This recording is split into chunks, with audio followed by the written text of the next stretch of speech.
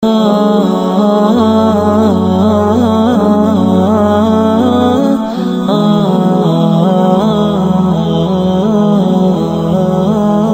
بالله من الشيطان الرجيم. بسم الله الرحمن الرحيم. فآت ذا القربى حقه والمسكين وابن السبيل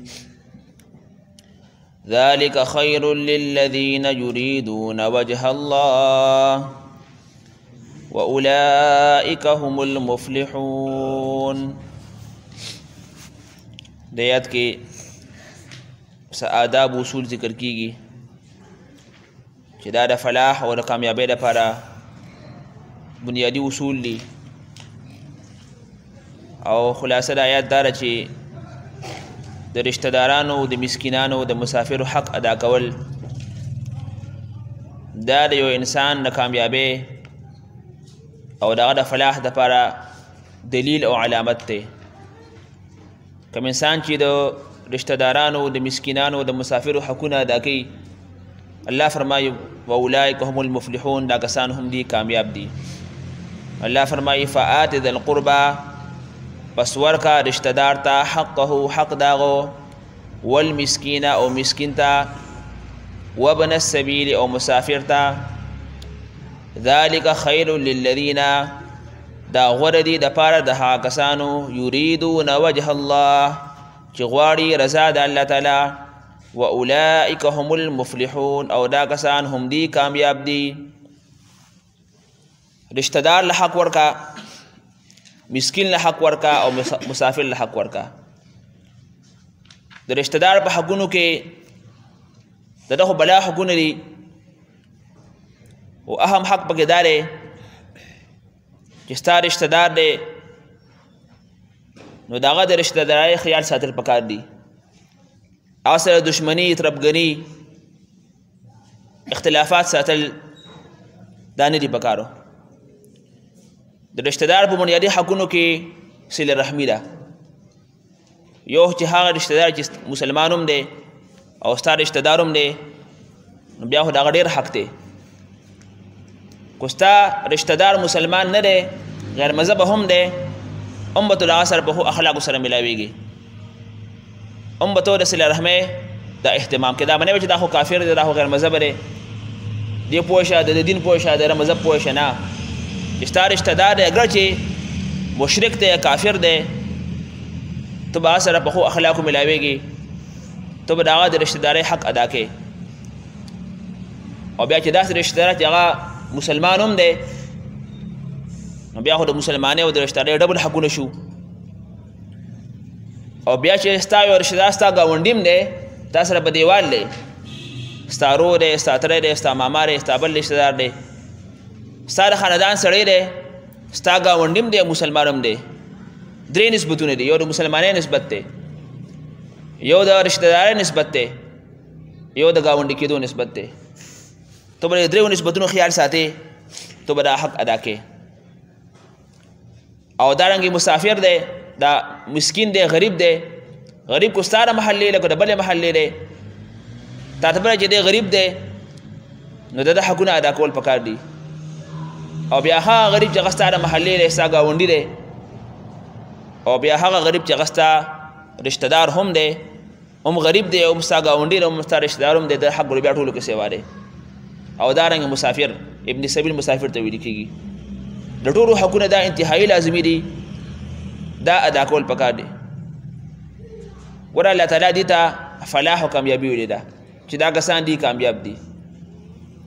دا یې نه دي ویلي چې یو کس مونځ کوي هغه کامیاب دی. دې آیات کې یو کس زکات ورکوي دی کامیاب دی. نه، یو کس چې داسې رشتہ دارانو حقونه ادا کوي نو دا سړی پوره کامیاب دی. هم المفلحون، الفلاح پوره کامیابي ده. د دنیا او د آخرت کامیابي الله تعالی په دې کې یخې ده چې انسان د رشتہ دارانو، د مسافرو او دارنګې د غریبانو حقونه ادا کوي. نن موږ تاسو برای نام د ایمان او د اسلام او د مسلمانۍ دعوی کوو، نه د رشتہ دار حق ادا کوو، نه د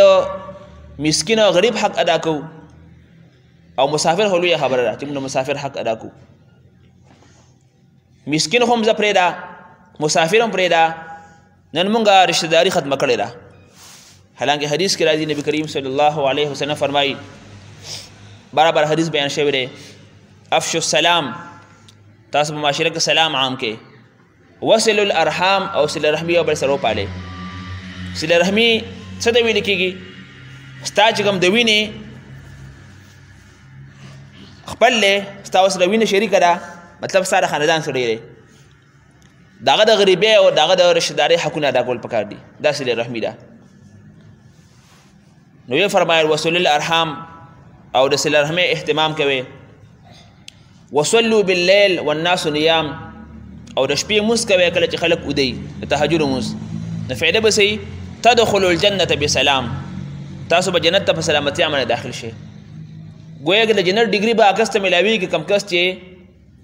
دا سلام اہتمام کی دا رشتہ دارے دا پاللو اہتمام کی اور دا تہجد اہتمام کی بجنت تداخلی کی نبی اسلام فرمائی لی صحیح حدیث تے اول حدیث کی نبی اسلام فرمائی کم سڑی چوئی زما پا عمر کے دا اللہ تعالیٰ اضافو کی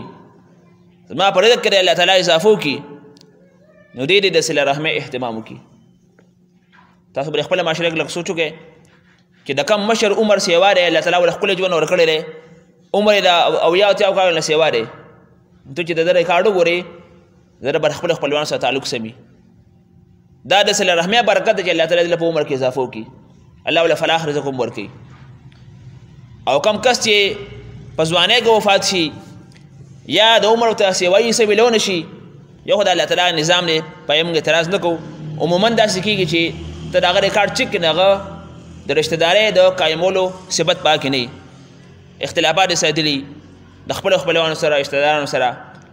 لہذا صله رحمي دا پالل پکار دي د صله رحمۍ اهتمام پکار دی ان تر دې پورې یو کس والدین دي کافران دي هم به ته سره په ښو اخلاقو ملاویږي او نبی اسلام په حدیث کې فرمایلی دي ان اکمل المؤمنین ایمانا احسنهم خلقا په تاسو کې د ایمان په لحاظ سره کامل سړی هغه دی چې دا کم کس اخلاق کولی نو ښه اخلاق د رشتہ دار سره هم دي په خپل کور کې هم دي د خپل ګاونډي سره هم دي به هر حال د رشتہ دارانو حقونه ادا کول پکار دي د مسکینانو د غریبانانو د مسافرو حقونه ادا کول پکار دي که تو مالی لحاظ سره ګزاره خالې یا ستا مالی حیثیت دا ښه دی لږ د خپل ګاونډي تپوس کوه لږ په خپله محله کې د غریب تپوس کوه کیدای شي ستا په محله کې داسې غریب وي ستا په ګاونډ کې داسې غریب وي چې ته روټۍ نه میلاویږي بله زه یو ملګري بلکې زموږ یو رشتهدار هغه مې سوچ وکړو ویل کامرګۍ کې یو داسې کس دی چې هغه وایي ما سره د 2 ورځو د روټۍ بندوبست هم نشته چې 2 ورځو بچو له زه د روټۍ بندوبست وکړم 5 شپږ واړې وو د کرۍ په کور کې پاتې کېدو وایي د هغه لپاره لږ پیسې پکار دي داسې کسان هم ګورې په دې معاشره کې په دې علاقه کې شته دی چې ته د 2 ورځو د 2 ورځې څخه چې سبا لپاره وکړم څه نه لکه دا کم دور دی په دې دور کې هم داسې غریبانان شته دی چې د هغې د روټۍ بندوبست دی د چا به د یخنۍ د جامو د صادرو بندوبست نه د چا به نور ضروریات دي بهرحال د خپل ایماندارۍ سره سره د خپل فراخۍ سره سره د غریبانو لږ امداد پکار دی الله تعالی وتعالی په دې مال کې اضافه کوي یو کس صرف په دې خبره مطمئن دی چې زه بس منځونه کومه تلاوتونه کومه ذکرونه وظیفې کومه تبلیغونه کومه دا کومه خو دې د ګاونډي خیال نه ساتي د رشتہ دار خیال نه ساتي دا حقونه دي نه ادا کوي ګورې دې پوره کامیابي والا نه دی تاسو بار ویل شوي دي الله تعالی فرمایي یا ایها الذین آمنوا ادخلوا فی السلم کافه اے ایمان والو په اسلام کې پوره داخل شئ نو پوره داخل نه صرف موږ ګورې نه دی صرف تبلیغ نه دی صرف حجونه عمرې نه دي صرف زکاتونه ورکول نه دي په دې کې د غریب حق ادا کول دي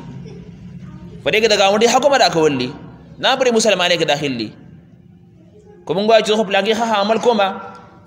زما ګاونډي زما نه پریشان دی زما د ګاونډي سره څه شي نشي زه وله ورکمه او ټیک ته خو ډېر ښه عمل کومه ما سره د ګاونډي قدر نشته ان تر دې په حدیث کې راغلی دی نبی اسلام فرمایي د ګاونډي باره کې دومره زیات احادیث رالل دومره زیات احکامات رال زما دا امید و چې کیدی شي دا ګاونډي چې په میراث کې چې شریک نشي چې یو کس وفات شو چې میراث کې به سره ګاونډي هم شریکي زه ویریدم دومره د ګاونډي حقونه دي بهر حال د ګاونډګرۍ حقونه ادا کول پکار دي کو غریب دی وسره امداد او تعاون پکار دی کو اگر بیمار دی دغه بیمار د علاج بندوبست پکار دی او ته د خپل مال زکات هو بالا کې بس کم کرا کو ته مثلا مالدار تجارت والے نوکر پیشه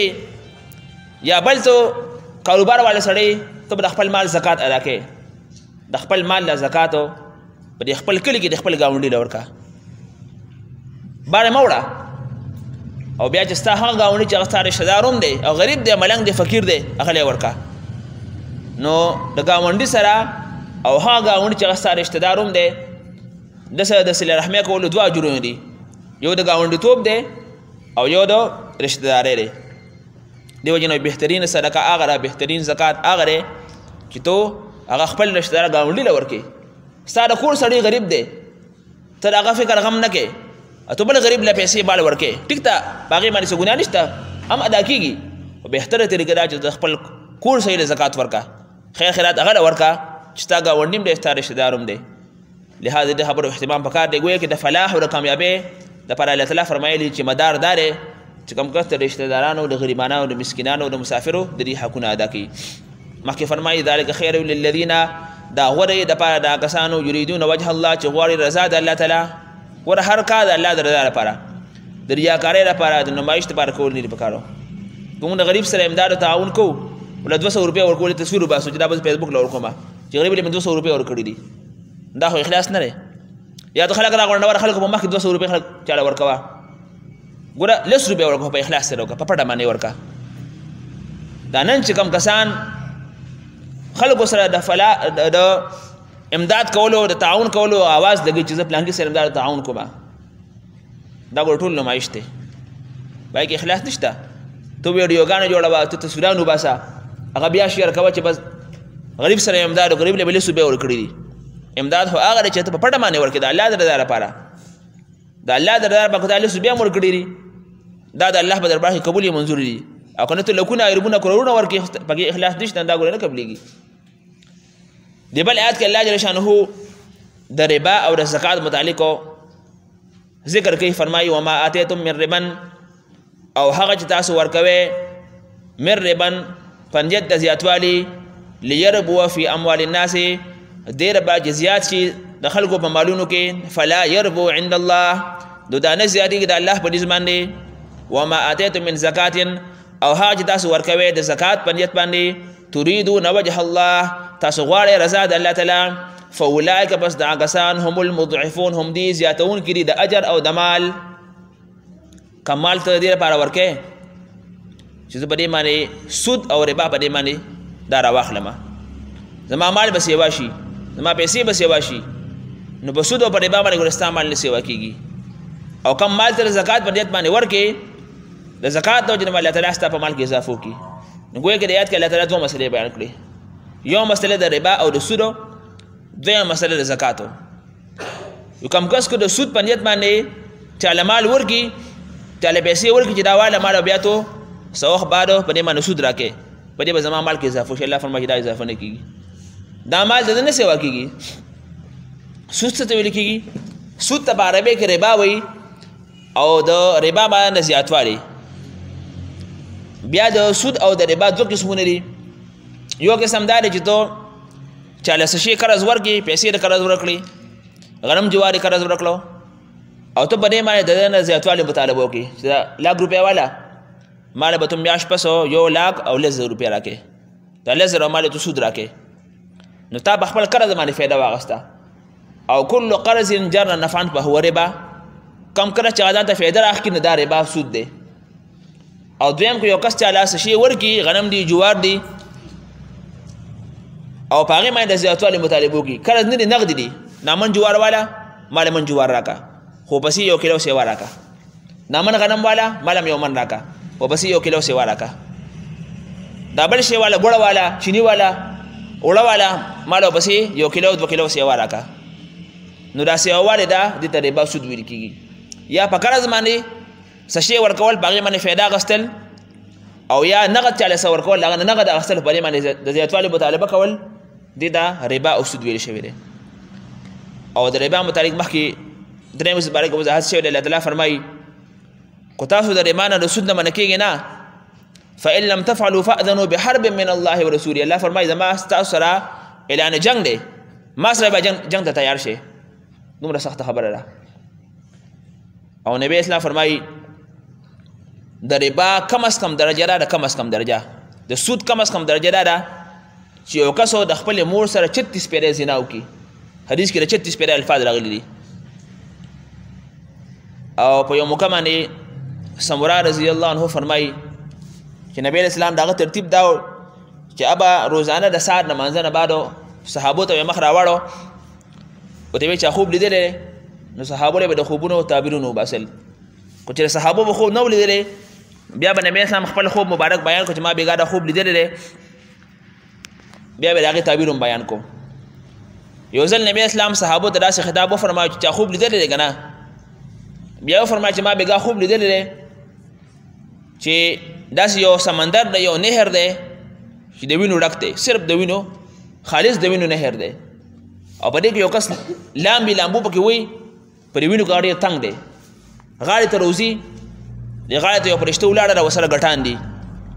نو کله چې دا کس د اوبو نه روزي دی په داسې پرې ګټ باندې وړي نو بیا یې دغه اوبو منځ ته ورسوي هغه بیا داسې لامبو وي چې راځي چې دی سر ته ځان وباسه باندې بیا په بل ګټ باندې وړي تر قیامته به دا سلسله جاري ما ته پوښتنه چې دا څوک دی وی دا ستا د امت سودخور دی بل حدیث کې راځي نبی اسلام فرمایي ما د معراج په موقع باندې کله چې نبی اسلام د اسمانونو د جنت او جهنم مناظر ولیدل او جهنم کې ما داسې کسان ولیدل چې د هغې د خېټې د کمرو مروي تاکې دا یو لویه کمره ده او په دې خېټو کې ماران او لړمانانو د لړم چې کوم جسامت او کوم بدن دی دا د خچر عمرو او د مار چې کوم جسامت او بدن دی دا د اوښ عمرو ګویا کې د اوښ عمره مارانو د خچر عمره لړمانانو دا په دې خېټه کې پراته وو په دې خېټې مثال د شیشې وو چې هر څه پکې ښکارېدلو ما ته اوس جبرئیل اسلام چې دا څوک دی او ته دا ستا د امت سودخور دی چې دومره غټه خېټه به یې په هغې کې ماران لړمانان پراته او نبی اسلام فرمایي چې د الله د طرف نه لعنت دی او زما د طرف نه لعنت دی په سودخور باندې او کم کس چې سود دا ورکوي یو سود اخلي بل سود ورکوي کم کس چې بلې کې کاتب دی لیکونکی دی منشي دی په دې باندې لعنت دی او کم کس په دې خبره کې دلالي کوي په دې دلاله باندې لعنت دی او وقالهم سوا دا ټول په دې ګناه کې برابر دي یو کس سود ورکوي بل اخلي بل پکې لیکل کوي بل پکې دلالي کوي دا ټول په ګناه کې برابر دي او بل حدیث کې نبی اسلام فرمایي چې د الله د طرف نه لعنت دی په هغه زنانه باندې کومه زنانه چې خالونه لګي تندي باندې خال لګي په مخ باندې خال لګي په زنه باندې خال لګي او په هغه زنانه باندې لعنت کوم زنانه چې په خپل غاښونو کې ځان لار کوي دا د پیشن او د حسن علامت زنانه دا په غاښونو کې په ډاکټر باندې لارو کې غاښونه می په دې کې لګلارو شي په دې باندې لعنت دی کومه زنانه چې په خپل ویښتو کې ځان نو ویښته لګي په دې باندې لعنت دی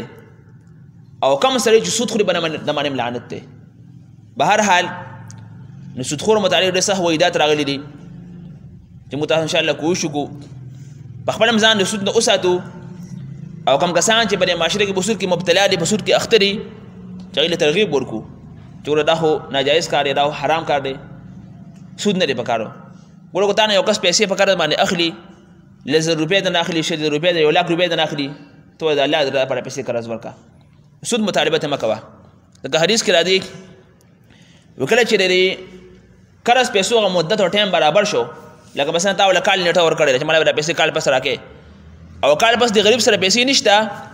تا نو دونه نیټه ورکړه چې بس یو کال ته نوم صبر کومه طالب الله جل شانه روزانه دغه پیسو د صدقې کولو ثواب درکړي تا چې 1,00,000 روپۍ ورکړي دي او تا ول یو کال نیټه ورکړه نو تا ته روزانه د 1,00,000 روپۍ د صدقې ثواب ملایويږي دا څومره اجر دی سودخور د دې اجر نه محروم دی دا خو نیت د زیاتوالي د ربا دی او تاسو په خپل معاشره کې لیدلی مې د سودخور ډېر غلط انجامي دغه ډېر د ذلت مرګي دا چا بدي شي لکه چا سره احسان نه کوي د سود دپاره هغه پیسې ورکوي د سود دپاره خلکو له مال ورکوي بهر حال سود دا یو ډېر لوی عظیم الشانه ګناه ده الله جل شانه سود حرام کړی دی نبی اسلام چې کله د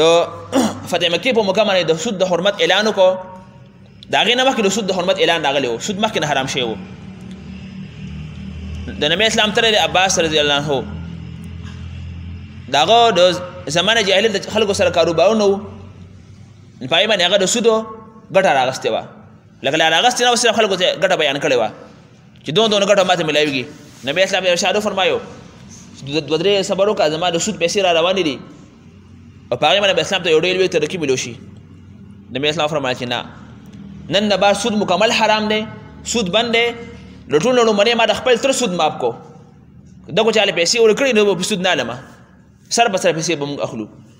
حالانکې په هغې د هغې نه لکونه کروړونه جوړېدل چې دا سود د اخیسته وي. بهرحال نبی اسلام او صحابو د سود نه منع فرمایلې ده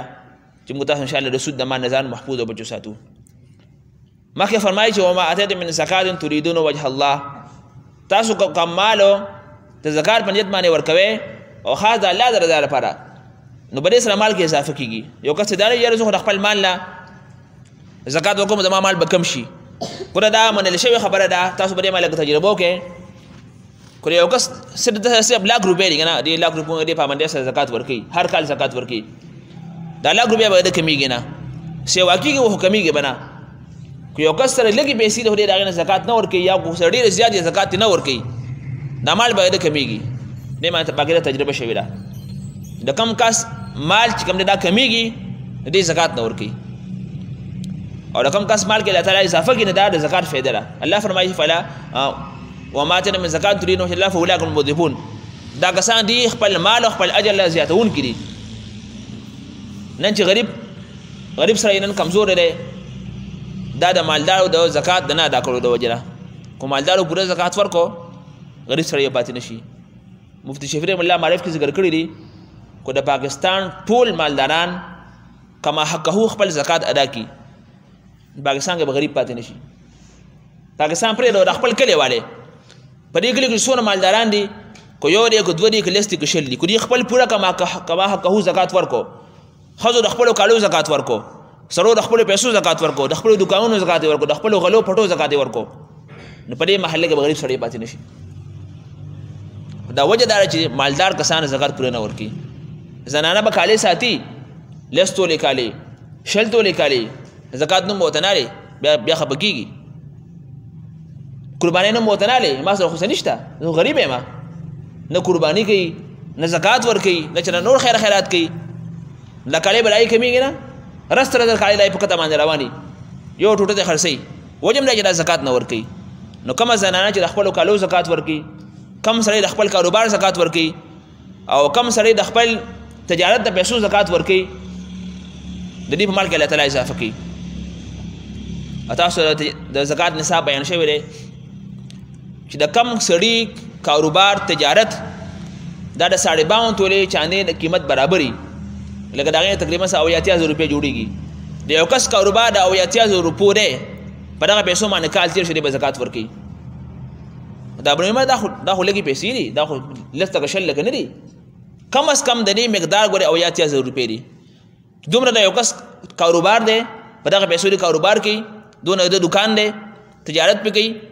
په دغه پیسو باندې کال پس زکات لازم دی. او زکات 40 روپۍ ده. یعنې که یو کس د لاک روپو کاروبار دی نو په لاک روپو کې 2,500 روپۍ زکات دی. لکه 2,500 روپۍ صحیح 40,000 کې 100 روپۍ زکات دی، 40,000 کې صرف 100 روپۍ زکات دی، نو په لاکو کې 2,500 روپۍ زکات دی. 2,500 روپۍ ګوره هېڅ شی هم نه دی. او تاسو زکات په باره کې یو بله مسله کومه، زکات ګوره ډېر اسان دی. تاسو 2,500 روپۍ په یو ځای باندې نشته، لږې لږې ورکوه. مثلا ستا نن د زکات ټایم برابر شو چې ما باندې په لاک روپو کې 2,500 روپۍ زکات نن لازم شو، بهتره خو دا چې دا زکات ته نه مخکې نه ورکوه، میاشت مخکې زکات شروع کړه چې ستا ټایم برابر تا به زکات ورکړي. روزانه 100 روپۍ ورکوه، ځان سره غلي کړه، 50 روپۍ ورکوه، ځان سره غلي کړه، تا ته به کار اساني زکات په دې باندې کېږي. عموما دا زنانه دا چل کوي، سوالګر به کره راشي د خپلو کالو زکات وباسي، نو 100 روپۍ ورکړي بس ځان سره ولیکي چې ما 100 روپۍ زکات ورکړو. دکانداران د خپل دکان کاروبار زکات وباسي، 100 ورکړي، 200 500 کال برابرېږي، خپل زکات برابر کړي، ته به تنګېږي هم نه، زکات په دې باندې کېږي. ځکه په یو ځای باندې بیا ډېرې پیسې ورکول بیا ګران وي، نو که ته لږې لږې ورکې، روزانه 100 روپۍ، 2-3 روپۍ ان شاء الله ثواب میاش کې زکات برابر کړي ته خبره مې زکات برابر شوي ان شاء الله ټول زکات د راکول اهتمام وکړو دي اخري آیات کې الله تعالی دلیل عقلی بیانې الله الذي الله تعالی عادات خلقکم چې تاسو پیدا کړی ثم رزقکم بیا تاسو له رزق درکړی دی ثم یمیدکم یا تاسو مړ کی ثم یحییکم یا تاسو ژوند کی هل من شرکائکم آیشتا تاسو د شریکانو نه من هاسوک یفعل من ذلک من شیء جو کی تاسو نه دا کار هیڅ کوم نشي کوي آیا تاسو باطل معبودان کې دومره طاقت شته چې څوک پیدا کی چاله روزي ورکی څوک مړ کی څوک ژوند کی نشي کوي ولې دغه بندګي کوي بیا سبحانه پاک ته الله تعالی دینا وتعالى اوچت عما دهاسنا یشرکون چې دی وسره شریکان مقرري بیا ترجمه ته ګوري بسم الله الرحمن الرحیم فآت ذا القربى حقه پس ورکا رشدات حق داغو والمسكين او مسكين تا وابن السبيل او مسافر تا ذلك خير للذين دا غوري د پاره د هاګسانو يريدون وجه الله جغواري رضا د الله تعالی واولئك هم المفلحون او دا غسان هم دي کامیاب دي وما آتيتم من ربا او حاج تاسو ورکوي پنځه د زیاتوالي ليربو في اموال الناس دیر با جزیات شي د خلکو په مالونو کې فلا يربو عند الله نو دانه زیادی د الله په نسبت باندې وما آتيتم من زکات او حاج تاسو ورکوي زکات تريدون وجه الله تاسو غواړئ رضا د الله تعالی فاولئک بس دا کسان هم المضعفون هم دي زیاتون کې د خپل مال او د اجر الله الذي الله تعالی هذا خلقکم چې تاسو پیدا کړی ثم رزقکم بیا تاسو رزق درکړی دی ثم یمیتکم بیا تاسو مړ کی ثم یحییکم بیا تاسو ژوند کی هل من شرکائکم آیشتا تاسو د شریکانو نه من هاسوک یفعل من ذلک من شیء چونکه تاسو نه دا کار سبحانه پاک دی الله تعالی وتعالى اوچت اما دهاسنا یشرکون چې دی وسره شریکان مقرري واخر دعوانا الحمد لله رب العالمين الحمد لله رب العالمين والعاقبة للمتقين والصلاة والسلام على سيد الأنبياء والمرسلين اللهم نور قلوبنا بالقرآن وزين أخلاقنا بالقرآن ونجنا من النار بالقرآن وأدخلنا في الجنة بالقرآن اللهم إنا نجعلك في نحورهم ونعوذ بك من شرورهم اللهم ربنا آتنا في الدنيا حسنة وفي الآخرة حسنة وقنا عذاب النار يا لسونا حاضرين دي حاجتنا پورا کی یمرانا شفاء کاملہ عاجلہ مستمرہ دے امور کی کرداروں کو ختم کی اولاد والولاد برکی چاچا اولاشتہ نے کملا صالح الوی کی طول مسلمانانو شری حاجتنا پورا کی وصلی اللہ تعالی علی خیر خلقه محمد و آلہ و اصحابہ اجمعین برحمتک یا ارحم الراحمین.